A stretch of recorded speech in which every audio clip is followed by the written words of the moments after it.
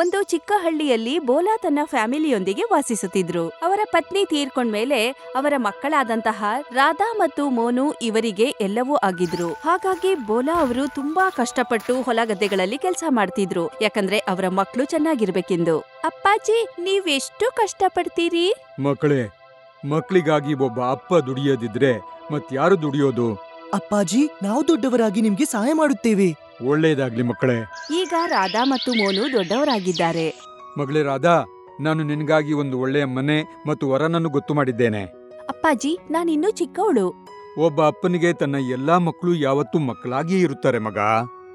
ಆದ್ರೆ ನಾನ್ ನಿಮ್ಮನ್ ಬಿಟ್ಟು ಎಲ್ಲೂ ಹೋಗೋದಿಲ್ಲ ಅಪ್ಪ. ಮಗಳೇ, ಜಗತ್ತಿನ ನಿಯಮವನ್ನು ನಾವು ಪಾಲಿಸಬೇಕು ತಾನೆ. ಮತ್ತೆ ನಿನ್ನ ಪಲ್ಲಕ್ಕಿಗೆ ಹೆಗಲು ಕೊಡಬೇಕು ತಾನೆ ತಂಗಿ. ಸ್ವಲ್ಪ ದಿನಗಳಲ್ಲೇ ರಾಧಾಳ ಮದ್ವೆನೂ ಆಗತ್ತೆ. ಮದ್ವೆ ಆಗಿ ಸ್ವಲ್ಪ ದಿನ ಕಳೆದ್ಮೇಲೆ ಮೋನು ಒಂದಿನ ಅಪ್ಪನನ್ನು ಕೇಳ್ತಾನೆ, ಅಪ್ಪಾಜಿ, ನನ್ನ ಮದುವೆ ಬಗ್ಗೆ ಯಾವಾಗ ಯೋಚಿಸ್ತೀರಿ? ನಾನು ಕೂಡ ಯೌವನನಾದೆ. ಮಗ, ನಿನ್ನ ಮದುವೆಯ ವ್ಯವಸ್ಥೆಯನ್ನೂ ಮಾಡಿದ್ದೇನೆ. ಗಿರ್ಧಾರಿಯವರ ಮಗಳು ಸೋನಿಯಳನ್ನು ನಿನ್ಗಾಗಿ ನಾನು ಮಾತನಾಡಿದ್ದೇನೆ. ಸ್ವಲ್ಪ ದಿನಗಳ ನಂತರ ಮೋನುನ ಮದ್ವೆಗೆ ಅವರಪ್ಪ ಒಪ್ಕೊಳ್ತಾರೆ. ನೋಡ್ತಿದ್ದಂತೆ ಸೋನಿ ಮತ್ತು ಮೋನುನ ಮದ್ವೆ ಆಗತ್ತೆ. ಇಬ್ಬರು ಮಕ್ಕಳ ಮದ್ವೆ ಆಗಿ ಸ್ವಲ್ಪ ದಿನದಲ್ಲೇ ಈ ಬೋಲಾ ಅವರ ಆರೋಗ್ಯ ಹದಗೆಟ್ಬಿಡತ್ತೆ. ಒಂದಿನ ಇವರನ್ನ ಹಾಸ್ಪಿಟಲ್ನಲ್ಲಿ ಅಡ್ಮಿಟ್ ಮಾಡ್ತಾರೆ. ಅಪ್ಪಾಜಿ, ನಿಮ್ಮನ್ನು ಡಾಕ್ಟರ್ನಲ್ಲಿಗೆ ಕರ್ಕೊಂಡು ಹೋಗ್ತೇನೆ. ನಿನ್ನ ತಂದೆಗೆ ತುಂಬಾ ಗಂಭೀರವಾದ ಕಾಯಿಲೆ ಇದೆ. ಬದುಕುವುದು ಕಷ್ಟ. ಹಾಗೆ ಅನ್ಬಿಡಿ ಡಾಕ್ಟರ್ ಸಾಹೇಬ್ರೆ, ಇವರು ಬದುಕುವುದು ಕಷ್ಟ, ಸಾಧ್ಯವಿಲ್ಲಂತೇನಿಲ್ಲ. ಏನಂದಿರಿ? ಅಂದ್ರೆ ಒಂದು ವೇಳೆ ನೀನು 10 ಲಕ್ಷ ಖರ್ಚು ಮಾಡಲು ತಯಾರಿದ್ದರೆ ನಿನ್ನ ತಂದೆಯ ಜೀವ ಉಳಿಸಬಹುದು. 10 ಲಕ್ಷ ರೂಪಾಯಿ? ಆದ್ರೆ ಇಷ್ಟು ದೊಡ್ಡ ಮೊತ್ತ ನಾನೆಲ್ಲಿಂದ ತರೋದು? ತನ್ನ ತಂದೆಯನ್ನು ಉಳಿಸ್ಕೊಳ್ಳೋದಕ್ಕಾಗಿ ಮೋನು 10 ಲಕ್ಷವನ್ನು ಹೊಂದಿಸೋದಕ್ಕಾಗಿ ತನ್ನ ಮನೆಗ್ ಬರ್ತಾನೆ. ಸೋನಿ, ಅಪ್ಪಾಜಿಯ ಜೀವಕ್ಕೆ ಅಪಾಯವಿದೆ. ಡಾಕ್ಟರ್ ಹೇಳಿದ್ರು ಅವರ ಜೀವ ಉಳಿಸ್ಬೇಕಾದ್ರೆ 10 ಲಕ್ಷ ರೂಪಾಯಿ ಬೇಕಾಗಿದೆ. ಅಯ್ಯೋ, ನಾವ್ 10 ಲಕ್ಷ ರೂಪಾಯಿ ಎಲ್ಲಿಂದ ತರೋದು? ಈ ಆಭರಣ ನಮ್ಮ ಯಾವ ಕೆಲಸಕ್ಕಾಗಿ? ಅಪ್ಪಾಜಿ ಜೀವನ ಪರ್ಯಂತ ದುಡಿದು ಬಂಗಾರ ಮಾಡಿಸಿದ್ದಾರೆ. ಇವತ್ತು ಈ ಬಂಗಾರ ಅವರ ಚಿಕಿತ್ಸೆಗಾಗಿ ಉಪಯೋಗಿಸೋಣ. ನಿಮ್ ತಲೆ ಸರಿ ಇದೆ ತಾನೆ? ಅವರು ಚಿನ್ನವನ್ನು ನಮ್ಗಾಗಿ ಕೊಟ್ಟಿರೋದು, ಅವ್ರ ಚಿಕಿತ್ಸೆಗಲ್ಲ. ಆದ್ರೆ ಅವರ ಚಿಕಿತ್ಸೆ ಮಾಡಿಸದಿದ್ದರೆ ಸತ್ತು ಹೋಗ್ತಾರೆ. ಸತ್ತು ಹೋದ್ರೆ ಹೋಗ್ಲಿ ಬಿಡಿ, ಸ್ವಲ್ಪ ತಲೆ ಓಡ್ಸಿ. ಈ ಒಡವೆಗಳಿಂದ ನಿಮ್ಮಪ್ಪ ಉಳ್ಕೊಂಡ್ರೂನು ಅವ್ರಿನ್ ಎಷ್ಟ್ ದಿನ ಉಳಿತಾರೆ? 5-10 ವರ್ಷ. ಮತ್ತೆ ಇಷ್ಟು ಚಿನ್ನ ಸಂಪಾದಿಸೋಕೆ ನಿಮ್ಗೆ ಎಷ್ಟು ವರ್ಷ ಬೇಕು? ಪೂರ್ತಿ ಜೀವನ ಬೇಕಾದೀತು. ಅರ್ಥ ಆಯ್ತು ತಾನೆ? ನಿಮ್ಮಪ್ಪ ಇಷ್ಟು ಸಂಪಾದಿಸೋಕೆ ಪೂರ್ತಿ ಜೀವನ ಕಷ್ಟಪಟ್ಟಿದ್ದಾರೆ. ಅವರ ಚಿಕಿತ್ಸೆಗೆ ಇವನ್ನೆಲ್ಲ ಮಾರ್ಬಿಟ್ರೆ ನಾವು ಹಾಳಾಗ್ ಹೋಗ್ತೀವಿ. ಸೋನಿಯ ಮಾತನ್ನು ಕೇಳಿ ತನ್ನ ತಂದೆಗೆ ಇವನು ಚಿಕಿತ್ಸೆ ಮಾಡ್ಸೋದಿಲ್ಲ. ಹಾಗಾಗಿ ಸ್ವಲ್ಪ ದಿನದಲ್ಲೇ ಅವರಪ್ಪ ತೀರ್ಕೊಳ್ತಾರೆ. ಬೋಲಾನ ತಂದೆ ತೀರ್ಕೊಂಡ್ಮೇಲೆ ಎಲ್ಲರೂ ದುಃಖದಲ್ಲಿರ್ತಾರೆ. ಈಗ ಇವರ ಅಂತ್ಯ ಸಂಸ್ಕಾರದ ತಯಾರಿ ನಡೀತಿದೆ. ಅಪ್ಪಾಜಿ, ನಿಮ್ಮನ್ನು ಉಳಿಸ್ಕೊಳ್ಳೋಕೆ ನಾವ್ ಏನೇನ್ ಮಾಡ್ಲಿಲ್ಲ. ನಾನು ನನ್ನ ಒಡವೆಗಳನ್ನು ಮಾರಿ ಅಂತ ಹೇಳಿದ್ದೆ, ಆದ್ರೂ ಏನು ಪ್ರಯೋಜನ ಆಗ್ಲಿಲ್ಲ. ಹೌದು ಅಪ್ಪಾಜಿ, ಸೋನಿ ನನ್ಗೆ ಅದನ್ನೇ ಹೇಳಿದಳು. ಸಂಜೆ ಆಗುತ್ತಲೇ ಶವವನ್ನು ಎತ್ತಲಾಗುತ್ತೆ. ಶ್ರೀರಾಮ್ ಜೈ ರಾಮ್, ಶ್ರೀರಾಮ್ ಜೈ ರಾಮ್, ಶ್ರೀರಾಮ್ ಜೈ ರಾಮ್, ಶ್ರೀರಾಮ್ ಜೈ ರಾಮ್. ಈಗ ಬೋಲಾ ಅವರನ್ನ ಹೀಗೆ ಕರ್ಕೊಂಡು ಹೋಗ್ತಾ ಇರ್ತಾರೆ. ಆಗ ಅಲ್ಲಿಗೆ ಶೇರ್ ಸಿಂಗ್ ಬಂದ್ಬಿಡ್ತಾರೆ. ಶವವನ್ನು ಇಲ್ಲೇ ಇಟ್ಬಿಡು. ಶೇರ್ ಸಿಂಗ್, ಶವವನ್ನು ಯಾಕೆ ನಿಲ್ಲಿಸುತ್ತಿದ್ದೀರಿ? ನಮ್ಮಿಂದೇನಾದ್ರೂ ತಪ್ಪಾಯ್ತೆ? ತಪ್ಪು ನಿನ್ನಿಂದಲ್ಲ, ನಿನ್ನ ಅಪ್ಪಾಜಿಯಿಂದ ಆಗಿದೆ. ನನ್ನ ಅಪ್ಪಾಜಿಯಿಂದ? ನನ್ನ ಅಪ್ಪಾಜಿಯಿಂದ ಏನ್ ತಪ್ಪಾಗಿದೆ ಶೇರ್ ಸಿಂಗ್? ಅದೇ, ನಿನ್ನ ಅಪ್ಪಾಜಿ ನನ್ನ 10 ಲಕ್ಷ ರೂಪಾಯಿ ಕೊಡದೆ ಸತ್ತು ಹೋದ. 10 ಲಕ್ಷ? ಹೌದು, ನಿನ್ನ ಅಪ್ಪಾಜಿ ನನ್ನಿಂದ 10 ಲಕ್ಷ ರೂಪಾಯಿ ಸಾಲ ಪಡೆದಿದ್ದ. ಎಲ್ಲಿಯವರೆಗೆ ನನ್ನ 10 ಲಕ್ಷ ರೂಪಾಯಿ ಸಿಗೋದಿಲ್ಲ ಅಲ್ಲಿಯವರೆಗೆ ಬೋಲನ ಶವ ಕೊಂಡು ಹೋಗಲು ಬಿಡೋದಿಲ್ಲ.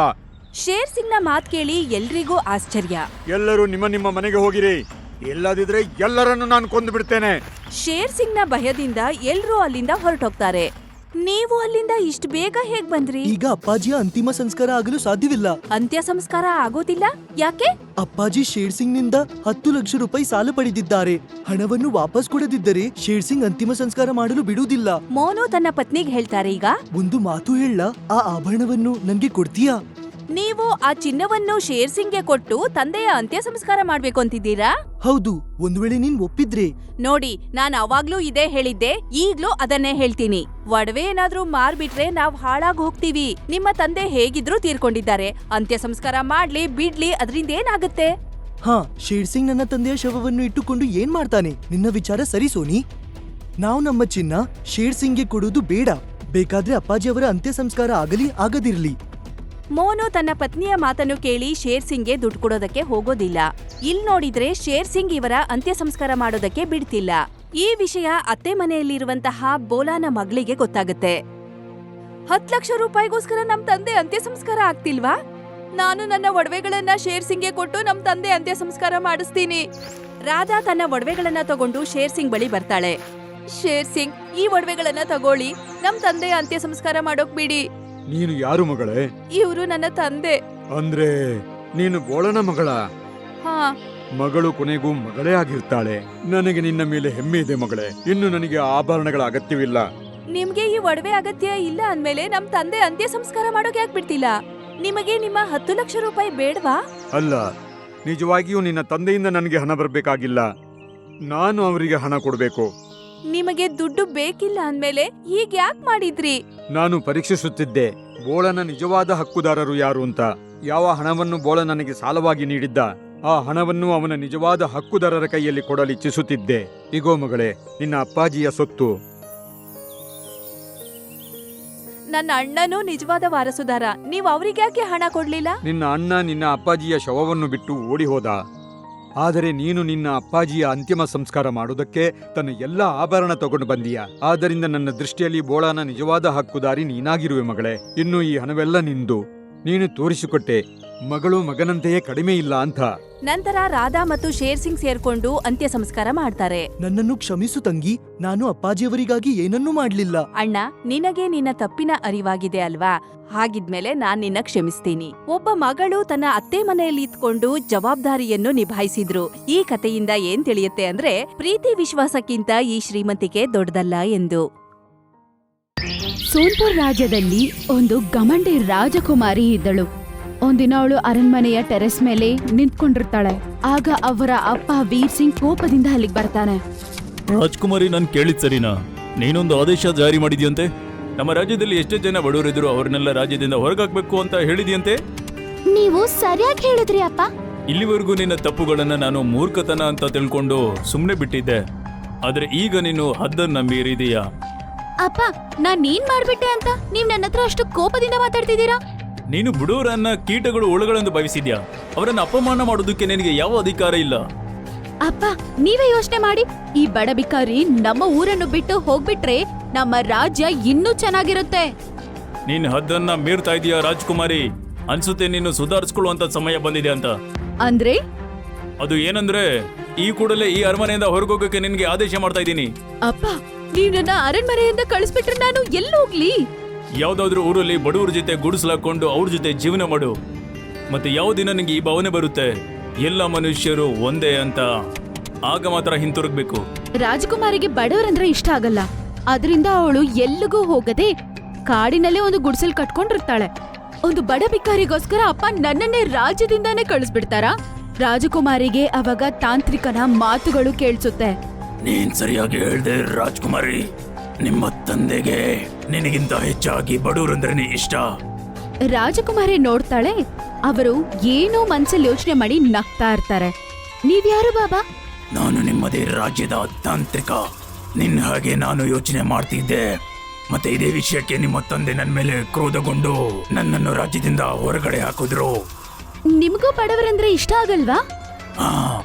ಒಂದ್ ವೇಳೆ ನಿನಗ್ ಬೇಕಂದ್ರೆ ನಾನು ನಿನ್ಗೆ ಯಾವ ರೀತಿ ಮಂತ್ರ ಹೇಳ್ಕೊಡ್ತೀನಿ ಅಂದ್ರೆ, ಅದರಿಂದ ನೀನು ನಿಮ್ಮ ತಂದೆಯಿಂದ ಪ್ರತಿ ಮಾತನ್ನು ಒಪ್ಪಿಸ್ಬೋದು. ಹಾ, ಆ ಮಂತ್ರದಿಂದ ನನ್ಗೆ ಏನ್ ಬೇಕಂದ್ರು ಅದು ನನ್ ಮುಂದೆ ಬರುತ್ತಾ?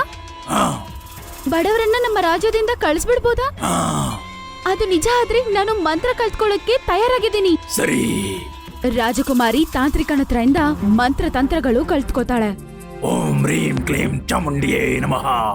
ಓಂ ರೀಂ ಕ್ಲೀಂ ಚಾಮುಂಡಾಯ ನಮಃ.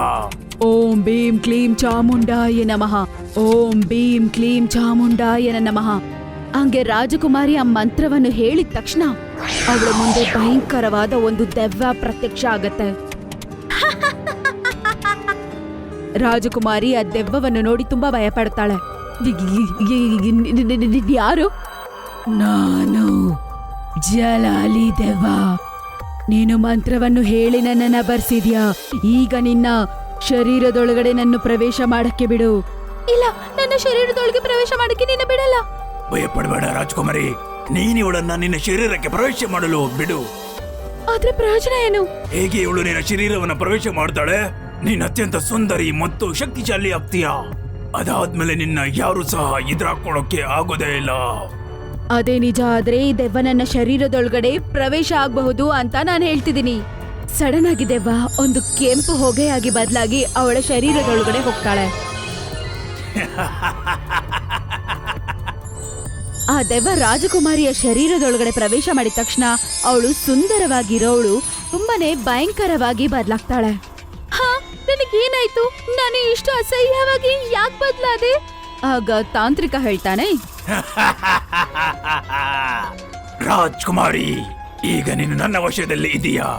ಈಗ ನಾನು ಏನ್ ಹೇಳ್ತೀನೋ ಅದನ್ನೇ ನೀನು ಮಾಡ್ಬೇಕಾಗುತ್ತೆ. ಆದ್ರೆ ನೀನ್ ಹೇಳ್ದೆ ನಾನು ಸುಂದರವಾಗಿ ಮತ್ತು ಇನ್ನು ತಾಕತ್ತಾಗಿ ಬದಲಾಗ್ತೀನಿ ಅಂತ. ಆದ್ರೆ ನೀನ್ ಅನ್ಯಾಯ ಮಾಡ್ಬಿಟ್ಟೆ. ನೀನು ಕುರುಪಿಯೇ ಆಗಿರಬಹುದು, ಆದ್ರೆ ಅತ್ಯಂತ ಶಕ್ತಿಶಾಲಿ ಆಗಿದೀಯಾ. ನಾನು ನಿನ್ನ ಶಕ್ತಿಯ ಉಪಯೋಗವನ್ನು ನಿನ್ನ ಸೇಡನ್ನು ತೀರಿಸಿಕೊಳ್ಳಲು ಉಪಯೋಗಿಸುತ್ತೇನೆ. ಅಂದ್ರೆ ನಿನ್ನ ಕಾರಣದಿಂದ ನಾನು ನನ್ನ ಮಗನನ್ನು ಕಳೆದುಕೊಂಡಿದ್ದೇನೆ. ಈಗ ನನ್ನ ಕಾರಣದಿಂದ ನೀನ್ ನಿನ್ನ ತಂದೆ ಕಳ್ಕೊಳ್ತೀಯಾ? ನಾನು ಹಿಂಗೇನ್ ಅನ್ಯಾಯ ಮಾಡ್ದೆ ಅಂತ ನೀನ್ ನನ್ ಸೇಡ್ ತೀರಿಸ್ಕೊತಿದ್ಯಾ?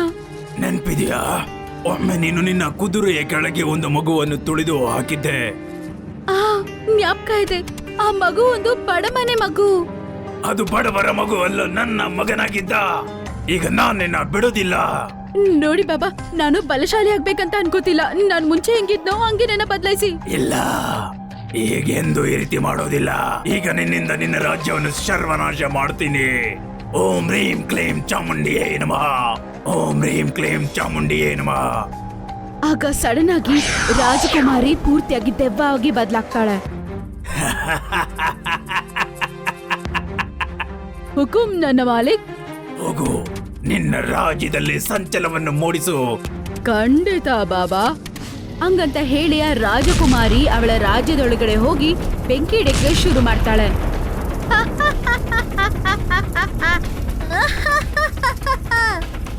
ರಾಜ್ಯವನ್ನೇ ನಾಶ ಮಾಡಕ್ಕೆ ಹೋದ ರಾಜಕುಮಾರಿ ಅವಳ ಗುಡಿಸಲಿಗೆ ಬಂದು ಮಲ್ಕೊಂಡ್ಬಿಡ್ತಾಳೆ.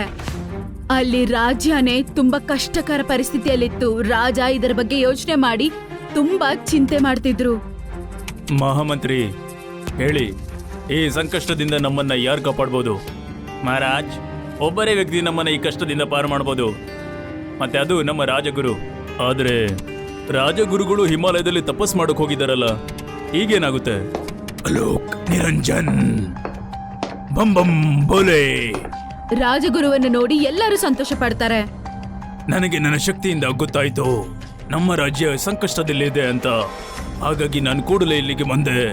ಗುರುದೇವ್, ಒಬ್ಬ ಮಾಟಗಾತಿ ನಮ್ಮ ಊರಲ್ಲಿ ಆತಂಕ ಮೂಡಿಸಿದ್ದಾಳೆ. ನಮ್ಮನ್ನ ಆಕೆಯಿಂದ ಪಾರು ಮಾಡಿ. ರಾಜನ್, ಆ ಮಾಟಗಾತಿ ಬೇರೆ ಯಾರೂ ಅಲ್ಲ, ನಿನ್ನ ಮಗಳೇ. ಏನು? ಆ ಮಹಾರಾಜ್, ರಾಜಕುಮಾರಿಯೇ ಮಾಟಗಾತಿಯಾಗಿ ಜನರನ್ನು ಹೊಡಿತಾ ಇದ್ದಾಳೆ.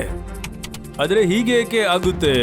ಒಬ್ಬ ತಾಂತ್ರಿಕ ಅವಳನ್ನು ವಶಪಡಿಸಿಕೊಂಡು ಮಾಟಗಾತಿ ಮಾಡಿದ್ದಾನೆ. ಆದ್ರೆ ತಾಂತ್ರಿಕ ಆ ರೀತಿ ಯಾಕೆ ಮಾಡ್ದ? ಕೆಲವು ಸಮಯದ ಹಿಂದೆ ರಾಜ್ಕುಮಾರಿ ತನ್ನ ಕುದುರೆಯಿಂದ ಒಂದು ಮಗುವನ್ನು ತುಳಿದು ಹಾಕಿದ್ದಳು. ಮತ್ತೆ ಆ ಮಗು ಆ ತಾಂತ್ರಿಕನ ಮಗನಾಗಿದ್ದ. ಅದನ್ನ ಕೇಳಿಸ್ಕೊಂಡು ರಾಜ ವೀರ್ ಸಿಂಗ್ ಭಯ ಪಡ್ತಾ ಹೇಳ್ತಾನೆ, ಗುರುದೇವ್, ಏನಾದ್ರೂ ಮಾಡಿ, ಇಲ್ಲ ಅಂದ್ರೆ ನಮ್ಮ ರಾಜ್ಯ ಸರ್ವನಾಶ ಆಗುತ್ತೆ. ಚಿಂತೆ ಮಾಡಬೇಡಿ ಮಹಾರಾಜರೇ, ನಾನು ರಾಜ್ಕುಮಾರಿಯ ಶರೀರದಿಂದ ಮಾಟಗಾತಿಯನ್ನು ಹೊರಗೆ ತೆಗಿತೀನಿ. ಆದ್ರೆ ಯಾವಾಗ ಗುರುದೇವ? ಯಾವಾಗ ತಾಂತ್ರಿಕ ನಿನ್ನ ಹೊಡೆಯೋದಕ್ಕೆ ರಾಜ್ಕುಮಾರಿಯನ್ನ ಇಲ್ಲಿ ಕಳಿಸ್ತಾನೆ ಆಗ. ಹಾಗಾದ್ರೆ ರಾಜ್ಕುಮಾರಿ ನನ್ನ ಸಾಯಿಸೋದಕ್ಕೆ ಇಲ್ಲಿಗೆ ಬರ್ತಾಳ? ಹಾ, ಮತ್ತೆ ಅದೇ ಒಂದು ಅವಕಾಶ. ಯಾವಾಗ ನಾನು ರಾಜ್ಕುಮಾರಿಯನ್ನ ಮಾಟಗಾತಿಯಿಂದ ಮುಕ್ತಿ ಕೊಡ್ಬೋದು. ರಾಜಕುಮಾರಿ ಎದ್ದಾಗ ಅವಳ ಮುಂದೆ ಆ ಮಂತ್ರವಾದಿ ನಿಂತ್ಕೊಂಡಿರೋದನ್ನ ನೋಡ್ತಾಳೆ. ಆಗ ನಾನೇ. ನೀನಂತೂ ಅದ್ಭುತನೆ ಮಾಡಿದೀಯಾ. ಪೂರ್ತಿ ರಾಜ್ಯದಲ್ಲಿ ಬೆಂಕಿಯನ್ನು ಹಚ್ಚಿದೀಯಾ. ಆದ್ರೆ ಈಗ ನೀನು ಅದಕ್ಕಿಂತ ದೊಡ್ಡ ಕೆಲಸ ಮಾಡಬೇಕು. ಇಲ್ಲ, ನಾನೇನು ಮಾಡೋದಿಲ್ಲ. ನೀನು ನನ್ನ ವಶದಲ್ಲಿದ್ದೀಯಾ, ಹಾಗಾಗಿ ನಾನೇನೆಲ್ಲ ಹೇಳ್ತೀನೋ ಅದನ್ನ ನೀನು ಮಾಡಲೇಬೇಕು. ಓಂ ಹ್ರೀಂ ಕ್ಲೀಂ ಚಾಮುಂಡೆಯೇ ನಮಃ. ಓಂ ಹ್ರೀಂ ಕ್ಲೀಂ ಚಾಮುಂಡೆಯೇ ನಮಃ.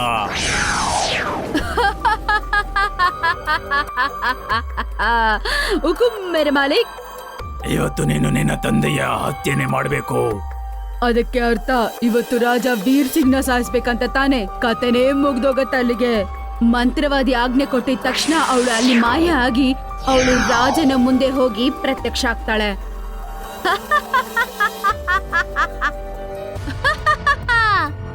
ವೀರ್ ಸಿಂಗ್, ಇವತ್ತು ನಾನ್ ನಿನ್ನ ಖಂಡಿತ ಸಾಯಿಸ್ತೀನಿ. ಆ ದೆವ್ವ ವೀರ್ ಸಿಂಗ್ ಹತ್ರ ನಡ್ಕೊಂಡು ಹೋಗ್ತಿರುವಾಗ ರಾಜಗುರು ಮಂತ್ರಗಳನ್ನು ಓದಕ್ಕೆ ಶುರು ಮಾಡ್ತಾರೆ. ಜೈ ಹನುಮಾನ್ ಜ್ಞಾನ ಗುಣಸಾಗರ್, ಜೈ ಕಪೀಶತಿ ಲೋಕ ಉದಾಗರ್, ರಾಮದೂತ್ ಅತುಲಿತ ಬಲಧಾಮ, ಅಂಜನಿ ಪುತ್ರ ಪವನ ಸುತನಾಮ. ಹನುಮಾನ್ ಚಾಲಿಸ್ ಹೇಳ್ತಿದ್ದಂಗ್ಲೆ ದೆವ್ವ ಕಿರ್ಚಕ್ ಶುರು ಮಾಡತ್ತೆ. ಮಂತ್ರ ನಿಲ್ಸು, ನಾನು ಹೋಗ್ತಿದ್ದೀನಿ. ಮಹಾವೀರ ವಿಕ್ರಮ ಬಜರಂಗಿ, ಕುಮತಿ ನಿವಾರ ಸುಮತಿಕೆ ಸಂಗಿ. ಅಪ್ಪ, ನನ್ನನ್ನು ಕಾಪಾಡಿ.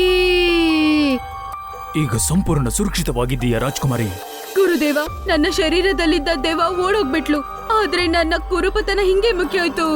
ಇದಕ್ಕಾಗಿ ನಾವು 2 ಕೆಲಸಗಳನ್ನ ಮಾಡಬೇಕು. ಮೊದಲು ಆ ತಾಂತ್ರಿಕನನ್ನು ಕೊಲ್ಲಬೇಕು, ಮತ್ತೆ ಆ ಮಾಟಗಾತಿ ನಿನ್ನ ಶರೀರವನ್ನು ಪ್ರವೇಶ ಮಾಡದ ಹಾಗೆ. ಇನ್ನೊಂದು ಕೆಲಸ? ಮತ್ತೊಂದು ಕೆಲಸ ನಾನು ನಿನಗೆ ಮತ್ತೆ ಹೇಳ್ತೇನೆ. ಹಂಗಂತ ಹೇಳಿ ರಾಜಗುರು ಮತ್ತೆ ಮಂತ್ರವನ್ನು ಹೇಳಕ್ ಶುರು ಮಾಡ್ತಾರೆ. ಓಂ ಭೂರ್ಭುವತ್ಸಃ ತತ್ಸವಿತುರ್ಯರೇಣ್ಯಂ ಭರ್ಗೋ ದೇವಸ್ಯ ಧೀಮಹಿ ಧಿಯೋ ಯೋ ನ ಪ್ರಚೋದಯಾತ್. ಆ ಸಮಯದಲ್ಲಿ ತಾಂತ್ರಿಕ ಗುಡಿಸಲಲ್ಲಿ ಕೂತಿರ್ತಾನೆ. ಸಡನ್ ಆಗಿ ಅವನ ಶರೀರಕ್ಕೆ ಬೆಂಕಿ ಹಚ್ಕೊಳುತ್ತೆ. ಕಬಡ್ಡಿ ಕಬಡ್ಡಿ. ಸ್ವಲ್ಪದಲ್ಲೇ ಅವನು ಭಸ್ಮಮಾಗ್ಬಿಡ್ತಾನೆ. ತಾಂತ್ರಿಕ ಭಸ್ಮವಾದ ನಂತರ ಅವನು ಕಣ್ ತೆಗೆದು ರಾಜಕುಮಾರಿಯನ್ನು ನೋಡಿ ಹೇಳ್ತಾನೆ, ತಾಂತ್ರಿಕ ಸುಟ್ಟು ಭಸ್ಮ ಆಗಿದ್ದಾನೆ. ನಾನು ಮೊದಲ ಕೆಲಸ ಮಾಡಿದ್ದೀನಿ, ಆದ್ರೆ ಇನ್ನೊಂದು ಕೆಲಸ ನೀನೇ ಖುದ್ದಾಗಿ ಮಾಡಬೇಕು. ಏನೋ ಅರ್ಥ ಆಗ್ತಿಲ್ಲ ಗುರುದೇವ. ಯೋಚನೆ ಮಾಡು. ಒಂದು ಬಡವನಿಗೆ ನೀನು ಹಿಂಸೆ ಕೊಟ್ಟಿದೀಯಾ, ನೀನು ಸತಾಯಿಸಿದೀಯ ಕೂಡ, ತುಂಬಾನೇ ಸತಾಯಿಸಿದೀಯಾ. ಅವಳು ಯೋಚನೆ ಮಾಡ್ತಾಳೆ. ಆಗ ಅವಳಿಗೆ ಜ್ಞಾಪಕ ಬರುತ್ತೆ, ಸ್ವಲ್ಪ ಹೊತ್ತು ಮುಂಚೆನೆ ರಮೇಶ್ ಎಂಬ ಹುಡುಗನ್ನ ಅವಳು ತುಂಬಾ ಅವಮಾನ ಮಾಡ್ತಾಳೆ. ಮಹಾರಾಜ, ಜ್ಞಾಪಕ ಬಂತು. ಪಾಪ ರಮೇಶ್ಗೆ ನಾನು ತುಂಬಾ ಹಿಂಸೆ ಕೊಟ್ಟೆ, ಅವನ್ನ ತುಂಬಾ ಸತಾಯಿಸಿದೀನಿ. ಅದು ಹೇಳ್ತಾ ಹೇಳ್ತಾ ಅವಳ ಕಣ್ಣಲ್ಲಿ ನೀರ್ ಬಂದ್ಬಿಡುತ್ತೆ. ನೀನು ಆ ಬಡವನ ಮನೆಗೆ ಹೋಗಿ ಆ ಮನೆಯ ಮಣ್ಣನ್ನು ಮತ್ತೆ ನೀರನ್ನು ತಗೊಂಡ್ಬರ್ಬೇಕು. ಅದೇ ಸಮಯದಲ್ಲಿ ರಾಜಕುಮಾರಿ ಅವ್ರ ಮನೆಗೆ ಹೋಗ್ತಾಳೆ. ರಾಜಕುಮಾರಿಯನ್ನು ಈ ಪರಿಸ್ಥಿತಿಯಲ್ಲಿ ಕಂಡ ರಮೇಶ್ ಶಾಕ್ ಆಗ್ತಾನೆ. ಯಾರು ನೀನು? ನೀನ್ ತುಂಬಾನೇ ಕುರುಪಿಯಾಗಿದ್ಯಾ, ಇಲ್ಲಿಂದ ಹೋಗ್ಬಿಡು. ಆಗ ರಾಜಕುಮಾರಿ ಹೇಳ್ತಾಳೆ, ರಮೇಶ್, ನಾನು ರಾಜಕುಮಾರಿ, ನಿನಗೆ ಹಿಂಸೆ ಕೊಟ್ಟ ಅದೇ ಮಹಾರಾಣಿ ನಾನು. ನೀನ್ ಯಾಕೆ ಇಲ್ಲಿ ಬಂದಿದ್ಯಾ? ಮತ್ತೆ ಇದೇನಾಯ್ತು? ನನಗೆ ನಿನ್ನ ಸಹಾಯ ಬೇಕು. ನನಗೆ ಮುಕ್ತಿ ಬೇಕಂದ್ರೆ ನನಗೆ ನಿನ್ನ ಮನೆಯ ಮಣ್ಣು ಮತ್ತೆ ನೀರು ಬೇಕು. ಆಗ ನನಗೆ ಈ ಸುಂದರತ್ವ ಮತ್ತೆ ಬರುತ್ತೆ. ಅದನ್ ಕೇಳಿಸ್ಕೊಂಡಿದ ತಕ್ಷಣ ರಮೇಶ್ ಕಣ್ಣಲ್ಲಿ ನೀರ್ ಬರುತ್ತೆ. ಒಂದ್ ವೇಳೆ ಹೇಗ್ ಮಾಡೋದ್ರಿಂದ ನಿನ್ನ ಸುಂದರತೆ ವಾಪಸ್ ಬರುತ್ತೆ ಅಂದ್ರೆ ನಿನಗೆ ನನ್ನ ಮನೆಯ ಮಣ್ಣನ್ನು ಮತ್ತೆ ನೀರನ್ನು ಖಂಡಿತ ಕೊಡ್ತೀನಿ. ನನ್ನನ್ನ ಕ್ಷಮಿಸು ರಮೇಶ್, ಇನ್ನಿದ್ವರೆಗೂ ನನಗೆ ಬಡವರಂದ್ರೆ ಇಷ್ಟನೇ ಇರ್ತಿರ್ಲಿಲ್ಲ. ಏನ್ ತೊಂದ್ರೆ ಇಲ್ಲ ರಾಜ್ಕುಮಾರಿ ಅವರೇ, ನೀನು ಮಾಡಿರೋದಕ್ಕೆ ಪಶ್ಚಾತ್ತಾಪ ಪಡ್ತಾ ಇದೀಯಾ, ಇದೇ ತುಂಬಾ ದೊಡ್ಡ ವಿಷಯ. ಹಂಗಂತ ಹೇಳಿ ಅವರ ಮನೆಯ ನೀರು ಮತ್ತೆ ಮಣ್ಣನ್ನು ರಾಜಕುಮಾರಿಗೆ ಕೊಡ್ತಾನೆ.